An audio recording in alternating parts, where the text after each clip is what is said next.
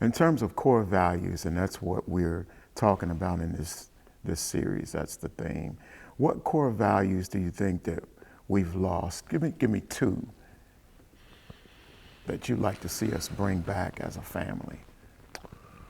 Number one, I think we have lost our personal identity. And what I mean by that is we don't know each other. We know about each other, but we don't know each other. And I'm not talking about necessarily full self-disclosure, where I just open up my rib cage to everyone and say, look, feel the pulsating heartbeat of my existence. I want you to know this. I want you to look at all the lacerations and look at my hurts and my pain. You can only do that with some people that God has given you a special relationship. But people ought to at least know our name. You know, people come and sit in the pews and sing from the same hymn book and read from the same Bible and give their offering and tithes in the same envelope and get up and leave, and they don't know each other. I think it's important to regain that so that we know each other.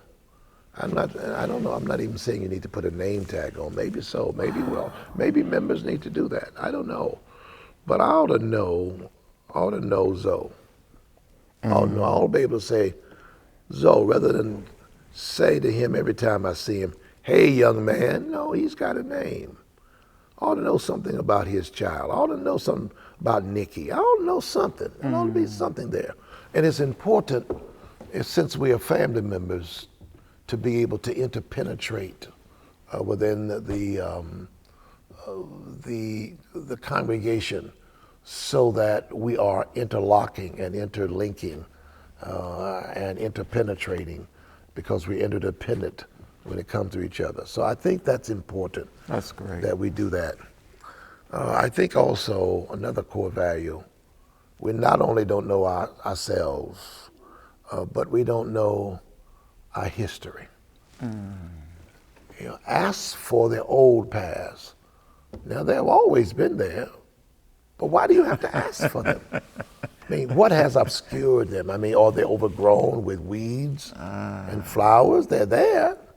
If they were not there, then Jeremiah would not have said ask for something that's not there. But you've got to ask, like Matthew 7:7. Ask and it shall be given. See, so this thing about asking, there's got to be an interest. One of the things that concerns me is, in terms of our history, I mean African American people who are not superior but not inferior. I believe that all people God has made and given them a different hue, and we ought to appreciate the best in each other. But when I was down preaching at the Dexter Avenue Memorial Baptist Church, where Dr. Martin Luther King Jr. pastored in Montgomery, there was a deacon who was responsible for bringing Dr. Martin Luther King Jr. there as a candidate for that pastorate. And of course, Dr. King was, it was called the Dexter Avenue Baptist Church then, but he was accepted as pastor. And he said that he and others would go to Alabama State University, which is black school, black university.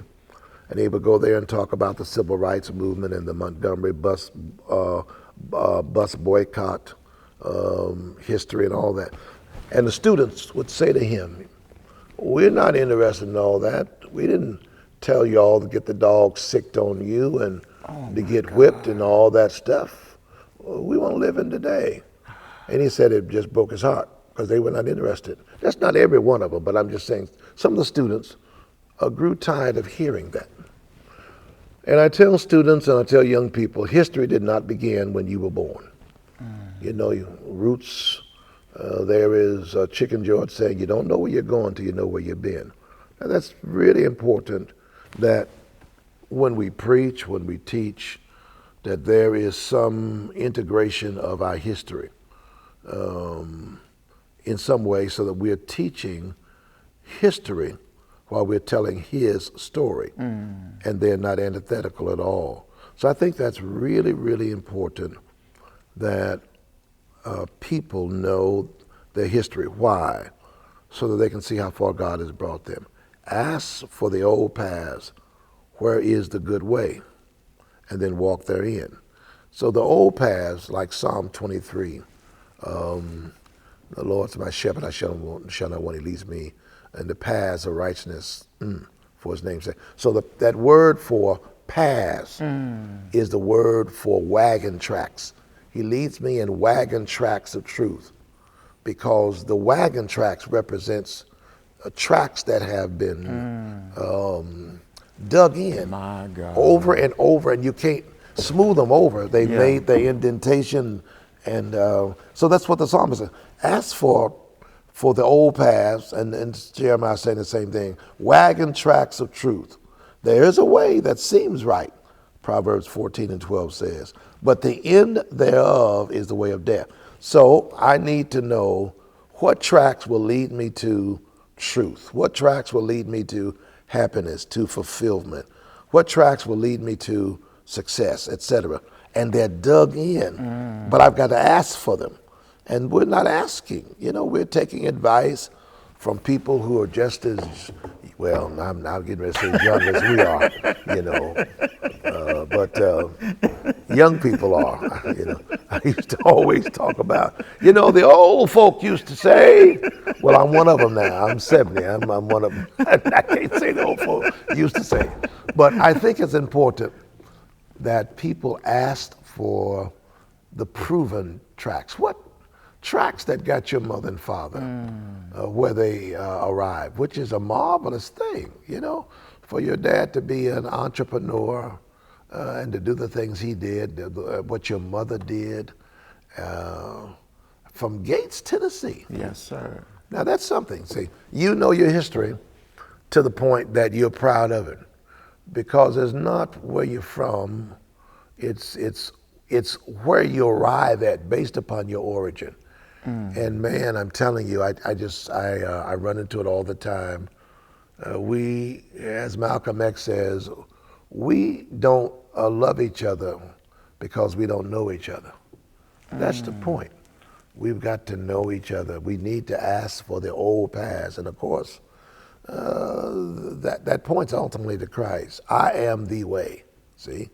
And Christ is the old way and the new way. He's the Alpha and the Omega, the beginning and the end, the first and the last. So that's what I would say. We are less intimate because we don't know each other, and then we don't know our history. And if we knew our history more, we could appreciate the ancestry that we have and be able to point young people to their origin and say, you are not a mistake. You are really somebody. No, you're not better than other people, but you are not less. You've been made in God's image. Hold your head up high. You're one of God's children. Wow. Yeah. I know this has been impromptu, but thank you. I'm talking to my so son. much It can't be impromptu. for your wisdom. Oh, shucks, please. I love you dearly. Thank God I love for you. constantly. Don't make me cry. So Okay, this is well, over. I'll stop. We're done. I can't take that. Okay. Thank you. I can't take that. You bring me in here to make me cry. That's not fair.